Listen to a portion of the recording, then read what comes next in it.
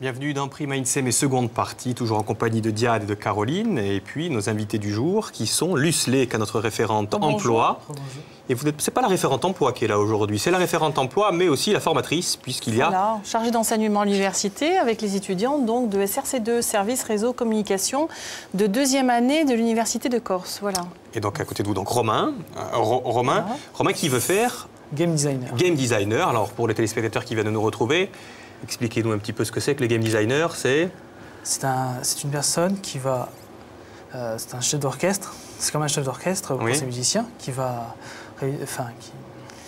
Qui fait des jeux vidéo. Voilà, qui fait des voilà. C'est les jeux vidéo, j'ai bien compris. Oui, voilà, c'est celui qui va, qui va créer l'univers du jeu. Créer l'univers du jeu vidéo. Ouais. Créateur d'univers, c'est pas rien quand même. Non, c'est vrai. C'est quoi le jeu qui cartonne en ce moment, tiens, Romain? Où vous auriez aimé être, vous, le web designer? Des jeux en réseau, peut-être. Oui, des jeux en réseau. Il y a Star Wars Old Republic, qui est une grande saga et maintenant qui fait un buzz sur Internet. Oui. Il y a The Elder Scrolls Skyrim, tous des RPG. Role-player game. Super. C'est-à-dire? C'est-à-dire qu'on vit une histoire, on crée un personnage. Et on est un personnage fictif. Voilà. Derrière chaque personnage se cache un humain qui est quelque part aux quatre coins de la planète. Voilà. À peu près. Mickey joue. Moi,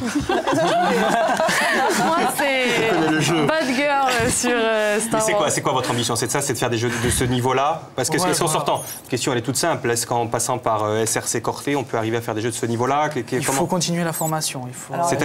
C'est-à-dire, Luce? Alors, il faut continuer la formation. Alors, vous pouvez la continuer à l'Université de Corse, bien entendu, via les deux filières, les deux licences qui existent à l'université, ou sinon carrément faire une école supérieure. Alors, vous avez l'ENSAM, vous avez l'École supérieure des métiers du web et des métiers de l'Internet. Aujourd'hui, il y a pas mal d'écoles qui ont ouvert, qui forment les jeunes à ce type de métier, avec un niveau même ingénieur, pour pouvoir voir les différents recrutements et puis qui vont être lancés, sachant que c'est un métier qui recrute, ce sont des métiers qui recrutent. Aujourd'hui, c'est un domaine qui recrute en France. Et en Corse, parce que là, on a une question d'un téléspectateur, y a-t-il des projets de jeux vidéo corse? Alors, il y en a eu, je crois. Romain, des projets. Non.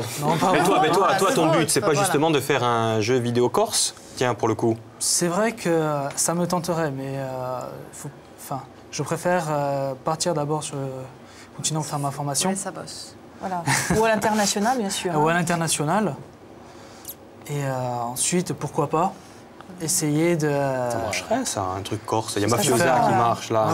Mafiosa, un jeu vidéo, pourquoi pas? Voilà, pourquoi pas. Tiens, je t'ai donné une idée, là. Voilà. Alors, vous allez quand même retrouver... Entre nous. Entre nous, hein. Toutes ces infos sur les métiers du net. Il y a un portail, en fait, qui s'appelle donc lesmétiersdunet.gouv.fr, d'accord? Donc, vous allez retrouver toutes ces infos sur les métiers avec donc un descriptif des métiers, un descriptif de toutes les filières et de toutes les grandes écoles de formation qui pourront vous diriger vers ces métiers-là. OK. Voilà. Et il ne vous a pas échappé qu'il y a du monde derrière moi et qu'il y a du monde à côté de moi. Et ce sont des élèves libanais qui... On vous en a parlé hier pendant le Mondial INSEE, mais avec Marina.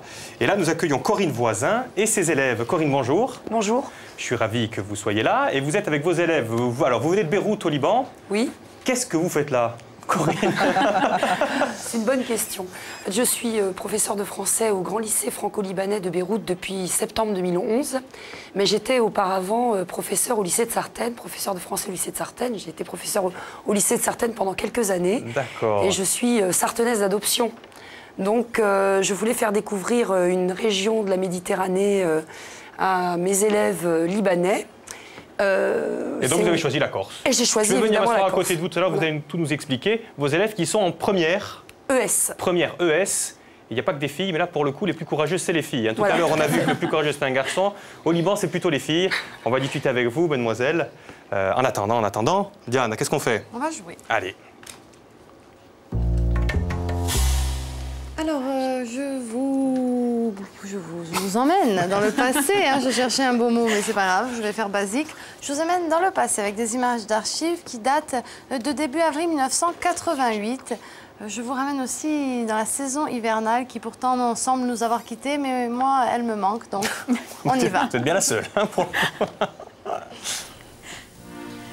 Connaissez-vous une station de ski en Corse qui a bénéficié dès le début février d'un enneigement suffisant, qui voit son développement étalé sur plusieurs années sans précipitation? Cette station n'ouvre que 3 jours par semaine. Les pratiquants de Ghisonaccia, d'Aler et à Porto Vecchio sont à portée raisonnable de kilomètres. Vous l'avez deviné, Vous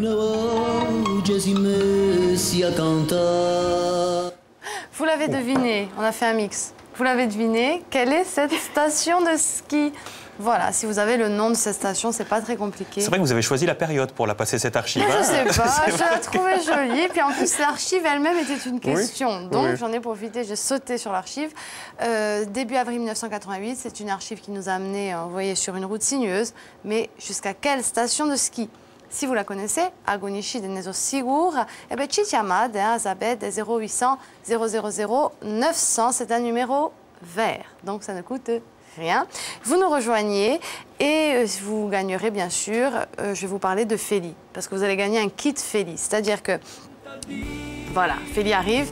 Vous allez gagner le CD, on vous l'enverra avec plaisir si vous êtes notre gagnante du jour, mais en plus... Je le répéterai jamais assez, vraiment. Non, voilà, mais c'est vrai en plus, vrai. Pour le coup. On ne tarit pas d'éloges parce que c'est vrai. Je ne sais pas si vous connaissez Luce. Vous connaissez J'adore. Mais vraiment, vraiment. J'ai un dischetto meraviglioso, où vi mande beaucoup piégé. Masino Féli a un concerto parce qu'il fait une tournée et il sera ce soir à Corté, il sera vendredi 6 avril à Ajaccio et mardi 10 avril, donc mardi prochain à Bastia. Voilà, Féli, ma Indonésie. Si Féli vous plaît, bien vous irez le voir à Bastia ou à Ajaccio, selon votre choix. On verra la personne qui nous appelle d'où elle se trouve et puis on s'arrangera pour qu'elle puisse être le plus près du concert. Ok. J'ai fini. C'est l'heure pour moi de rejoindre notre professeur qui a eu une heureuse initiative. J'attendais le... Bon, si on met pas de jingle, moi j'y vais sans jingle. Hein. Corinne, je m'assois. Est-ce que ça marche aussi bien la télé au Liban, tiens, que chez nous? D'accord. Donc vous disiez, vous avez décidé d'emmener vos élèves combien de temps en Corse? Nous sommes arrivés samedi, nous repartons vendredi matin. Et qu'est-ce que vous allez faire pendant tout ce temps? Allez, les filles, hein, qu'est-ce que vous avez fait depuis que vous êtes arrivées? Donc déjà, on a visité la tour de Campo Mort. Et hier, nous avons été reçus un accueil vraiment très chaleureux par le président de l'Assemblée générale en Corse. Et voilà, aujourd'hui, c'est vous. Qu'est-ce qu'elle vous lui dites pour que vous lui dites qu'il en a assez dit? Non. Et aujourd'hui chez nous? Voilà. Et puis la suite de la visite? Les filles, qu'est-ce que vous allez faire? Les sanguinaires, c'est Oui, nous allons aller voir les sanguinaires. Ah oui, ça n'a pas manqué ça. Et dans le nord, vous n'allez pas, Corinne? Si, on va à Corté demain. À Corté demain demain. matin à l'Université de Corse. Et la citadelle, nous visiterons la citadelle et le musée de Corté demain après-midi. Diane. Peut-être vous allez redescendre pour l'enregistrement de Peut-être. MCSP de Laurent Vitale. D'ailleurs, excusez-moi Luc, je me permets de dire que si des gens veulent assister à l'enregistrement de MCSP au studio Attaque d'Ajaccio, c'est demain à partir de 17h. Je crois que sur le F machin, là de toute façon, Sur le réseau on peut social. aller voir hein, et on peut... Voilà, parce qu'il y aura de très beaux groupes, dont l'Alba. Exactement, en live. Caroline, on voit qu'on a un échantillon d'élèves qui apprennent le français à l'étranger. Expliquez-nous. Alors qu'ils sont même scolarisés dans un établissement français à l'étranger. Alors cet enseignement, ça concerne 300 000 élèves, 110 000 Français, près de 500 établissements dans plus de 130 pays. Il y a environ 12 000 bacheliers par an qui sortent diplômés donc, de ces établissements. Et plus de 6 400 personnels sont titulaires de l'éducation nationale et 15 000 personnes sont recrutées localement. Alors vous l'avez dit, hein, 110 000 Français, mais là nous n'avons que des élèves libanais. Vous êtes libanais ou franco-libanaise. Dans votre classe, Corinne, c'est quoi la proportion de locaux et de Français? Globalement, c'est 98% des élèves sont libanais ou franco-libanais ou libano-canadiens. Il y a beaucoup de double nationalité. Prenez le micro. Pourquoi vous avez choisi d'aller dans un lycée français, vous, les filles? Pour avoir une ouverture sur le monde plus grande, pour avoir accès à la culture française. Et moi aussi parce que je suis française. Oui, vous avez la double nationalité, mais votre voisine, vous par contre, vous êtes 100% libanaise, si tant est qu'on puisse parler comme ça. Pourquoi vous avez décidé d'aller dans un lycée français? Parce qu'au Liban, c'est une des meilleures écoles. Et on a la chance de passer soit le bac libanais, soit le bac français. Et c'est pas toutes les écoles qui ont cette chance. Et mes parents ont voulu me mettre dans cette école, je suis là-bas depuis que je suis petite. Et qu'est-ce que ça fait d'avoir la différence entre avoir un bac libanais et un bac français? Le bac français, comme elle a dit, il y a plusieurs ouvertures. Et le bac libanais, c'est plutôt... Et on n'a pas les matières françaises. D'accord. Et c'est quoi le plus dur à avoir? Le libanais. Le libanais? C'est très dur. Et là, vous passez toutes les deux? Non, que le français. Tu as le choix. Ah, d'accord. Et là, vous avez choisi le français? Oui, elle ne peut pas passer le bac libanais. Pourquoi? Parce que je suis seulement arrivée au Liban il y a 2 ans, donc c'est trop tard pour commencer à suivre le bac libanais. Et voilà, j'allais dire, c'est en quelle langue le bac libanais? C'est en arabe. L'arabe littéraire en plus. Oui, littéraire. Le micro, cocotte. La géographie arabe, l'histoire arabe, l'éducation civique en arabe, tout en arabe. Bon, d'accord. Alors, on va se retourner vers notre spécialiste. Quelles sont les motivations, justement, des élèves pour aller vers un lycée français à l'étranger, Caroline? Alors, il y a en fait trois axes qui animent ces établissements et les élèves qui participent à cette vie scolaire. Il y a d'abord l'excellence. On a vu avec le bac, le taux de réussite au baccalauréat est de 95% dans certains établissements, voire 100% dans nombre d'établissements. Donc, ça en fait rêver plus d'un, on va dire ça comme ça. Vous avez des élèves brillantes? Et brillants. On a des élèves très très sérieux, très travailleurs, qui s'investissent beaucoup dans leurs études. Donc ça fait en effet la différence. Est-ce qu'ils sont plus disciplinés qu'au lycée de Sartène? C'est très difficile. Ce sont des élèves très courtois, très polis, qui ont un sens de l'autre. Mais en même temps, ils savent être indisciplinés. Mais c'est pas la même indiscipline qu'au lycée de Sartène. Et puis en même temps, j'ai l'impression qu'il y a beaucoup de filles et les filles sont plus sérieuses aussi peut-être. Non, est-ce que c'est... Vous avez un groupe... Non, c'est pas tout à fait vrai. Non. Bon, d'accord.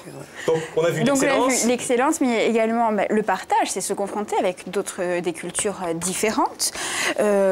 Avec des élèves venus de différents horizons. Et puis ensuite, il y a le rayonnement de la culture et de la langue française. Donc parmi ces élèves, les élèves qui sont en fait originaires du pays d'accueil ou d'autres pays représentent plus de 60% des effectifs. Donc voilà, il y a un brassage. 98%, là, c'est ça. Il y a un brassage culturel qui est formidable, avec une confrontation et du coup un rayonnement de la langue et de la culture française, même pour ce public-là. Il y a un site internet qui nous explique un petit peu comment faire pour... Tout à fait.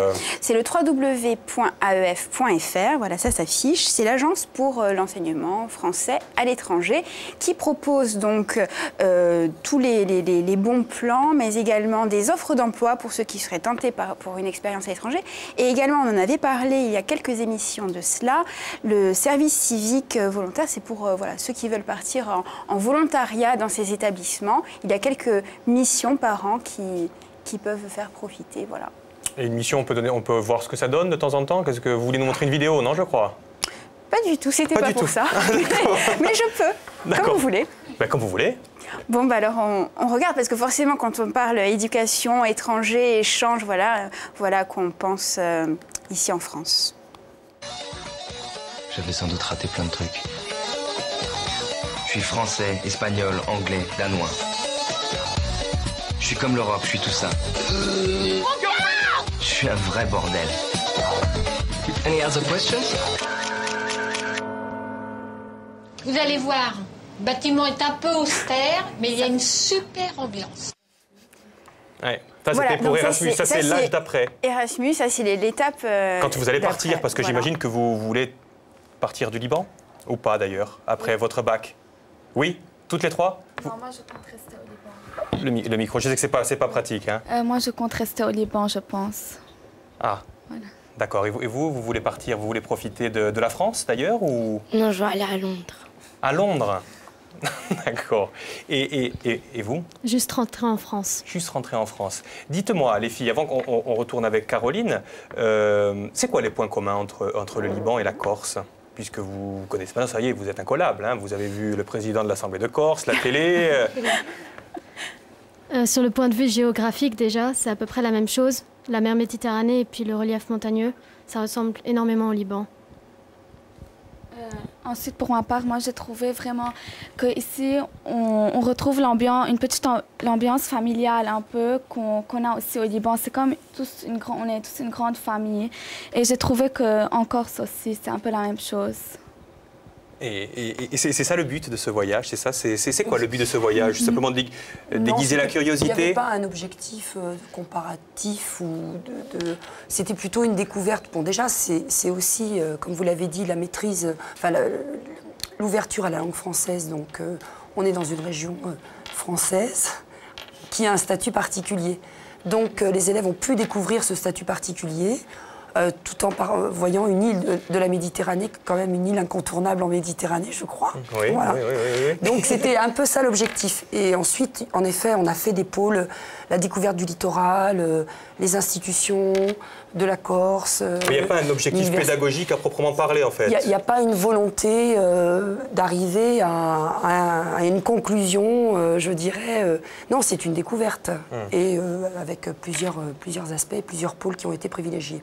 D'accord, mais si vous voulez découvrir d'autres pays, comme a fait Diane d'ailleurs, puisque vous en avez profité du programme Erasmus. Oui. Erasmus, c'est l'anniversaire, non, Caroline, d'Erasmus? Ce sont les 30 ans d'Erasmus. Alors, plus de 30 pays, 30 000 étudiants en profitent chaque année. Alors, 58 d'ailleurs étudiants cortenais sont à travers le monde. À travers le monde, grâce à Erasmus. L'Espagne et le Royaume-Uni sont les pays les plus populaires auprès des étudiants, donc qui accueillent le plus d'étudiants. Et la France, l'Allemagne et l'Italie sont les pays émetteurs. Et si, comme moi, vous êtes trop vieux pour faire Erasmus... Vous l'avez fait, vous avez Je l'ai fait, oui, il y a 30 ans. Vous pouvez faire des jobs d'été aussi si vous voulez partir, non? Et il y a plein de jobs d'été, je me retourne vers vous, Caroline, ou vers vous, Luce. Il y a plein de jobs d'été, on parlait de à Londres. Là, notamment, il y a les JO, pardon. Il y a les JO de Londres qui vont embaucher plus de 100 000 personnes sur la période en fait, des JO, donc sur les 6 mois en tous les cas avant-après. C'est énorme, mais ils vont embaucher dans pratiquement tous les métiers, c'est-à-dire dans l'hébergement, bien sûr, réception, accueil des touristes, accueil aussi des sportifs de haut niveau, dans la sécurité, dans les métiers de la logistique. Donc c'est énormément de postes dans l'animation aussi, bien sûr, pardon. Très bien. Donc ça recrute. Il y a un site internet, je crois qu'on l'a vu à l'écran, sur lequel vous pouvez postuler. Alors bien entendu, anglais obligatoire, ou en tous les cas des bonnes d'anglais, bien sûr. Oui, donc le site internet pour toutes les démarches à suivre, c'est ça? Qu'est-ce qu'il y a des formalités quand même, Caroline, en plus d'aller sur ce site internet? Oui, donc avant de partir, évidemment, on ne peut pas comme ça partir à l'aventure, il faut préparer un minimum son voyage. Donc des formalités, notamment par rapport aux documents et aux pièces d'identité. Alors, si vous séjournez dans un pays de l'Union européenne, votre passeport ou votre carte d'identité suffit. Au-delà de 3 mois, il faudra quand même un permis de travail. Hors Union européenne, vous avez besoin d'un visa et d'un permis de travail. Là, pour tous ces renseignements, vous pouvez consulter le site www.diplomatie.gouv.fr, espace étudiant. Vous avez également la carte visa vacances-travail. Alors, ça c'est pour l'hébergement, ça? Non, ça c'est pour les 18-30 ans. Plus spécifiquement en Australie, au Canada, en Nouvelle-Zélande et encore au Japon, vous pouvez partir pendant 1 an, vous pouvez partir, étudier, travailler, vous la coulez douce là-bas, vous n'avez pas besoin de formalités administratives supplémentaires. Pour l'hébergement, il y a 2 sites, homelink.fr et www.knous.fr. Là, vous avez tous les bons plans d'échange d'appartements, de maisons, de bourses, de logements, etc., etc. Là encore, ça va s'afficher. Vous trouverez tout. Plein de sites internet. Et puis de toute façon, si on n'a pas eu le temps de tout noter, on va sur notre page de réseau social où il y a l'émission qui est mise en ligne dans l'après-midi. Tout à fait. Elle ne sera pas rediffusée demain. Par contre, elle n'est pas rediffusée demain, effectivement. Jeudi on rappelle que les émissions sont rediffusées chaque jour à 8h20, sauf le mercredi. Sauf le mercredi. Non, une chose importante quand même, la couverture sociale, c'est www.amelie.fr. Là encore, si vous partez dans un pays qui se trouve au sein de l'Union européenne, vous faites votre demande auprès de votre caisse d'assurance maladie, vous aurez une carte vitale, on va dire, européenne. Et hors Union européenne, vous demandez là encore à votre caisse d'assurance maladie qui vous orientera au mieux. D'accord. Dites-moi, Corinne, est-ce que la Corse elle a changé depuis que vous êtes partie, depuis que vous avez quitté? Vous avez retrouvé une Corse différente ou pas? Non, mais alors, curieusement, j'ai trouvé la Corse très préservée. Par rapport au Liban? Non, mais plus préservé encore que je ne... Que vous l'avez quitté? Oui. Ah bon? Mais enfin, il faudrait un peu de temps pour développer tout ça, je ne sais pas si... Non, mais par contre, puisque vous avez fait... On a vu un petit peu les similitudes. Il y a des vraies similitudes entre le Liban et la Corse? Oui, entre je trouve... la façon de vivre? Bon, le Liban, c'est le Liban. Et c'est un pays unique, je dirais, au Proche-Orient. C'est vraiment un pays unique, pour plein de raisons. Mais en effet, il y a des spécificités, je crois que Christina l'a bien dit. Il y a une conception de la famille, du clan, du groupe, qui est très, très, très similaire à ce qu'on peut retrouver chez nous, en Corse. Et oui, peut-être une manière de vivre. Enfin, c'est la Méditerranée. Je pense que là, il y a des choses qui se retrouvent. Très high-tech, par contre. Hein, il paraît, le Liban. Tout le monde a son téléphone cellulaire. Oui, il paraît que vous êtes super high-tech. C'est une très, très belle voiture. Beaucoup de très belles voitures à Beyrouth. Oui, ça doit plaire à certains qui nous regardent. Alors. Bon, je crois que nous avons... Une gagnante. Une gagnante. J'accours, Diane. Et oui, nous accourons dans les bras de Marcellina. C'est Marcellina che ci ha chiamato. Come andiamo? Chi va chiamato e chi va anche scritto. Vi ringrazio, è vera. Ma una bossa sempre di quando la gente scrive non mi ha fatto proprio piacere e dirà, mi ha fatto piacere. Mi ha dato un sorriso, beh, ho manco 2 settimane. Oh beh, allora, no, ma l'avete sempre, il sorriso l'avete sempre. Bon, c'était sempre imperi. On peut savoir ce que vous Ah avez dit par on courrier? s'écrit des lettres. On a une communication épistolaire entre Marcellina et moi, c'est privé. Non, dis-moi. Voilà. Non, elle nous remerciait pour notre émission. Et nous, on la remercie pour sa fidélité. Voilà.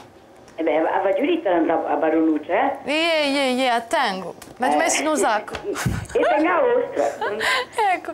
Marcellina, come andiamo da buon tempo? Andiamo benissimo, eh? Bon, vi campate, tutto va bene? Ah, tutto va bene. Bon, allora, e ti riconosciuta a stazione, mi si pare? Sì, a stazione di Ghisoni, a stazione precisamente Renoso Capannelle. E come sapete? Perché io giù a Manza di Cosi. Ah, fate lo ski o mica? I documenti, no. Bon. Guarda la televisione. Bon, benissimo. Eh beh, allora aspettate, ma figlio la risposta. Allez, andiamo. Allez, andiamo. Petite Venez, réponse. cette station, c'est Ghisoni. Pourquoi vous venez skier ici? Parce que c'est super. Et puis, il n'y a pas grand monde là. Vous avez des critiques à apporter ici? Oui, je le dirais pas. Comment tu juges les pistes ici? Pas beaucoup de bosses. C'est très bien, on mange bien, ça va. Ghisoni, 1600 mètres d'altitude. À première vue, pas de doute, les pistes sont techniques. Les pourcentages de pente intéressants. De quoi se faire de belles frayeurs lors d'un premier contact avec le sport de glisse. Ghisoni tient à sa réputation de station sympa. Ici, on ne rêve pas d'un développement démesuré, on fait avec ce qu'on a. C'était 1988. Voici la date de cette archive. Est-ce que cela a changé?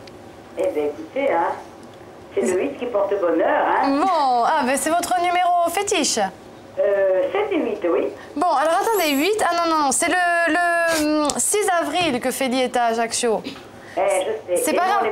On sera parti ce jour-là. Ah no, Marcellina. È giusto appunto. E come femo? Perché ci andiamo a fare Pasqua e non è più. Bon, t'as ta radio. Ci ho avuto in paese per Pasqua, a capisco, ma come femo? L'età da un'amica, un amico? On lui donne un autre cadeau. No, io ero una piazza. A piglio sempre. Bon, ne t'ha regalato qualche sia che ho degni de gare, non c'è mica problema. Diti, un passamica a Bastia per i vestiti di Pasqua quantunque. Batti? In Bastia. No. No? No, Batti in Bastia. Quale Batti? No, elle demande les dates de Bastia. Ah, Bastia. No, 10 d'aprile. Ascoltate a me, se posso permettermi una suggestione. Invece di mandarmi un biglietto, mandatemi un dischetto. No, ma un dischetto è previsto, vi mando, è sicuro, eh? Era per andare a un concerto, il dischetto l'avete, è sicuro. Ma va in furia. No, il dischetto è sicuro, vi mando, ma a piazza, a Vidogo di noi, e l'età da qualche sia che ho degni de garo. No, me ne devo andare domani da qui.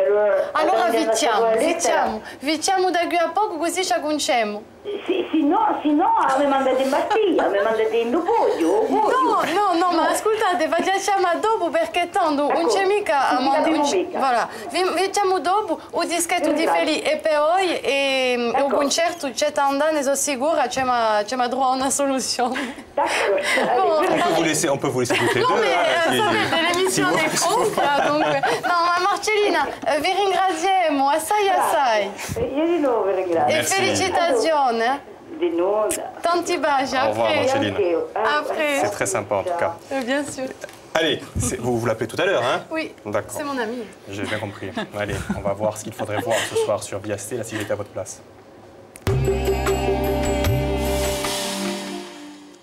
Et si j'étais à votre place, moi, ce soir, je regarderais ça sur Viasté. Là, ça passe à 20h30. C'est Horizon, qui vous en avez l'habitude, avec un thème bien particulier. Corse, l'amour vache. C'est présenté par Thomas Brunet. Et avant que nous recevions justement Thomas, eh ben, je vais vous proposer un petit extrait de ce que vous pourrez voir ce soir à 20h30. Vous êtes française aussi quand même, non? Absolument pas. Alors moi pas du tout. Je suis française de force parce que pour l'instant nous ne sommes pas indépendants et que sur ma carte d'identité il y a marqué nationalité française. Je ne me sens absolument pas française. C'est quoi la différence entre vous et moi par exemple? Moi je suis français mais d'origine... Ouais, c'est quoi? Je pense qu'elle est énorme. Je pense que c'est une question de mentalité. Je pense que c'est une façon de mode de vie, de comportement, de façon d'appréhender les choses. Mais déjà, par exemple, vous m'avez pas encore offert un café. Moi, c'est la première chose que j'aurais faite, parce que ça, c'est le sens. C'est le sens de la. C'est juste que je suis un goujat, c'est pas parce que je suis un Français. Ah ben non. Moi, je pensais qu'on allait venir. Ça, par exemple, j'ai pu le constater. Ça, j'ai pu le constater. Ou alors chacun paye le sien. Ici, normalement, non mais ici, on est venu, on a attendu un quart d'heure avant d'être servi hier. Il faut qu'on vienne, mais on vient pas. Parce que dans mon pays, on vient servir le client. Nous, on a du mal à servir les gens. Voilà la différence. Voilà la différence. Déjà, là, il y a une grande différence. Vous voulez un café ou un pastis? Je veux un café. Je vais le chercher. Ciré. Ah, Thomas, le reportage que vous allez diffuser ce soir. Exactement. John Paul Lepers.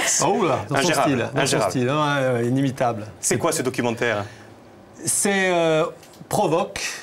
C'est le personnage, en fait. John Paul Lepers, on le connaît pour ses reportages un peu partout, notamment auprès des politiques au niveau national. Il a travaillé pour de nombreuses chaînes de télévision. Il n'est pas resté longtemps, c'est vrai, dans toutes les chaînes de télévision, parce qu'il a son style. C'est-à-dire, quand on l'envoie en reportage, c'est ce que me disait un de ses rédacteurs en chef, on ne sait jamais ce qu'il va ramener. Et souvent, ce qu'il ramène, ça ne passe pas, parce que, voilà, il y a toujours de la provoque. Son style, c'est provoquer. Mais en fait, pourquoi pas? Pourquoi pas? Et après, c'est à nous de voir et de faire un peu le tri de tout ce qui est bon et tout ce qu'on peut tirer comme leçon. Alors là, justement, c'est Corse, l'amour vache. C'est lui qui s'est rendu en Corse et qui a fait un petit peu de lui pour montrer quoi? Tout ce qui énerve. Tout ce qui énerve. Et vous diffusez ça pourquoi? Parce que, c'est-à-dire, bon, j'ai des documentaires. Je choisis mes documentaires dans la masse. Et c'est vrai qu'il y en a où je me pose des questions. Je me dis, est-ce que celui-là, on le passe ou pas? Parce qu'il les provoque, parce qu'il va contre tout. Non, on n'aime pas trop les... Bon. Et je dis, pourquoi pas, finalement? Il faut essayer de comprendre un peu le mécanisme de cette démarche-là, avec ce journaliste-là, qui est quand même quelqu'un de métier. Et c'est pour ça que je l'ai pris, et c'est pour ça que ça demande aussi un débat. C'est-à-dire, passer seul un documentaire comme ça, on est à la télé, on s'en va, on est énervé. Ça, c'est sûr et certain. Si on déchiffre, si on décode, si on essaie de savoir un peu ce qu'il a voulu vraiment faire, là, c'est bien. Alors, il a pris un camping-car, avec écrit « Corse, l'amour vache ». Il a fait le tour de la Corse, et s'arrêtant des villages où ça n'allait pas trop, où c'è partito, contrapartito. Et puis, il s'est installé sur la place du village, avec une table, le pastis et des verres, et il a attendu. Il a attendu. Moi, quand je regardais le documentaire, je me disais, mais il n'y a personne qui va venir, on n'est pas le style, allez. Et ça tournait autour. Il y en a un qui s'est assis. Il y en a un deuxième qui s'est assis. Et voilà, et de là est parti le débat. C'est un style. Et oui, et courageux d'ailleurs. Courageux, Paul Lepers. Mais le but, c'est quoi? C'est de montrer que justement, c'est vraiment l'amour vache entre les médias nationaux et la Corse. C'est un peu ça aussi, c'est-à-dire l'image de la Corse. L'image de la Corse à travers, pas seulement les journalistes, pas la presse, mais je dirais le français moyen. Comment voit-il la Corse? Pendant longtemps, c'était les subventions, c'était les bombes, etc. C'est la violence malheureusement actuelle. Voilà, alors est-ce qu'on est un fardeau pour la France, en tant que département et de région? Est-ce qu'on est exotique? Est-ce qu'on est particulier? Voilà. Et ce qu'il y a de bien dans ce documentaire, c'est pour ça que finalement j'étais content de le sélectionner, c'est qu'à la fin, le type qui est arrivé avec plein de préjugés, bazooka et tank Panzer, il repart avec un questionnement et des doutes. Parce qu'il se dit finalement, c'est pas tout à fait ça, quoi. Donc voilà, c'est le cheminement. Je vais me retourner vers Corinne d'ailleurs. Est-ce qu'on ne souffre pas un petit peu de même mot justement au Liban, où tout le monde a ses opinions sur le Liban? Il y a eu une guerre. Est-ce qu'il n'y a pas ça aussi justement? Est-ce que vous qui vivez au Liban, et l'image qu'on en donne, nous, par les médias français, c'est complètement différent ou pas? Oui, il y a une déformation, il y a une réalité. La réalité, les faits sont là. Mais en effet, après, je pense que l'imaginaire, il y a une déformation qui est faite peut-être par les médias, mais qui se fait aussi par l'imaginaire collectif, parce qu'il y a des mythes aussi qui survivent. Et donc, je crois que c'est plutôt la conjonction de tout ça. Je pense, parce que moi, c'est encore un peu jeune pour moi. Justement, est-ce que depuis que vous êtes au Liban, vous vous dites, c'est pas le pays que j'imaginais, tiens, pour le coup, comme John Paul Le Perse? Si, j'ai retrouvé des choses que j'imagine. J'ai vu les traces de la guerre. Au Liban, à Beyrouth, on voit les traces de la guerre. On voit un pays qui se reconstruit aussi. Oui, je découvre un pays et je sors des représentations toutes faites. Et le Liban, c'est un pays merveilleux. C'est les voisins qui sont turbulents. Oui, voilà, c'est pas le pays en lui-même. Il y a une forme d'insularité au Liban. Turbulence, c'est le mot. Et donc, après ce documentaire, qui nous a bien énervé ou pas, d'ailleurs, bien fait rire, en tout cas, c'est sûr. Il y en a qui vont être contents. Un débat. Voilà, un débat avec des journalistes. Voilà. Pour savoir comment, d'abord, ils ont lu, ils ont capter cette lecture, enfin cette démarche de John Paul Le Perse, et puis savoir aussi quelle attitude avoir, parce qu'il y a sur le plateau, par exemple Marion Galland, qui est correspondante de TF1, de d'autres médias, mais également de TF1. On a Olivier Rouleau, qui est aussi rédacteur. Mais Vitiquatro, malheureusement, l'émission a été enregistrée, c'est terminé, bon. Et puis on a l'émission n'est pas enregistrée, l'émission elle est en direct. Elle est en direct, oui. Et on a aussi Jérôme Souzigne de RCFM, d'Afrique Samour, pour avoir un peu le journaliste d'ici, corse, mais qui travaille aussi pour France Inter, France Info, France Culture, etc., etc. Donc on va avoir une vision un peu de tout ça et quels sont les commandes des rédacteurs en chef des médias nationaux pour essayer de faire comprendre aux gens comment ça fonctionne. Voilà. Oui, comment un rédacteur en chef du continent dit allez, je t'envoie en Corse, fais-moi un angle là-dessus. Voilà, c'est ça. Oui. Voilà. C'est exactement ça. Qu'est-ce qui marche, qu'est-ce qui ne marche pas? Donc ce soir, à 20h30, à ne pas rater. Comme souvent, comme toujours. Oh, comme souvent et toujours. D'accord. À ne pas rater, oui. Luce, avant que nous nous quittions, on a parlé tout à l'heure des métiers d'avenir. Vous-même, vous offrez, enfin vous-même, il y a quelques emplois à pourvoir assez prochainement du côté de Bastia, je crois. Ce sont des métiers, bien sûr, pour lesquels on recrute au niveau national, puisqu'aujourd'hui, il y a quand même une forte poussée des boutiques en ligne. Et on connaît notamment des grandes marques de chaussures qui ont des boutiques en ligne, donc assez célèbres, qui sont en train de recruter. Et il y a une augmentation de la consommation. Donc forcément, des graphistes et des professionnels derrière ces... Et donc qu'est-ce qui se passe à Bastia? Et nous aussi, on recrute, puisqu'on va lancer un recrutement pour un service avec prochainement 20 graphistes, des web designers, des community managers. Et donc ce sera un recrutement qui sera lancé donc, sur Bastia à partir de la fin du mois d'avril. Et on trouve ça sur Corsica? Sur le site, voilà, corsicajob.com. D'accord, merci Luce infiniment. Merci Thomas, infiniment. Caroline, je me retourne, je vous remercie aussi. Bonne continuation de visite de la Corse. J'espère que vous allez vous amuser sur le plateau de MCSP. J'ai été ravi de vous accueillir tous, et même les garçons qui n'ont pas voulu se montrer. Diane, ce soir. Albert Brands, Paul Trolandais aux côtés de Philippe Martinet, 18h30. Et puis demain, nous recevons le dernier survivant d'Ouradour sur Glane. Une émission super importante demain et super intéressante. Je compte sur vous. Passez donc une excellente après-midi et rendez-vous demain. Au revoir.